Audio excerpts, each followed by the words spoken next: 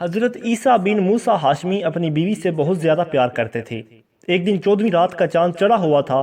کہنے لگے، اگر چاند تجھ سے زیادہ حسین ہے تو تجھ کو 3 طلاقیں ہوں۔ بیوی نے فوراً پردہ کر لیا اور کہا کہ چاند تو پوری آب و تاب کے ساتھ چمک رہا ہے اور میری رنگت میں تو وہ چمک ہے ہی نہیں، لہٰذا تو مجھے 3 طلاقیں دے چکا، اور طلاقیں جمع ہو گئیں۔ بڑے پریشان ہو گئے، رات بہت مشکل سے گزاری۔ صبح خلیفہ منصور کے پاس آ گئے اور کہا کہ رات اپنی بیوی کو یہ کہہ بیٹھا تو اس کے بارے میں آپ کا کیا حکم ہے؟ تو خلیفہ نے علماء کو بلایا اور سب کے سامنے یہ مسئلہ رکھا اور سب نے کہا کہ طلاق ہو گئی۔ ایک آدمی خاموش بیٹھا تھا اور وہ امام ابو حنیفہ کا شاگرد تھا۔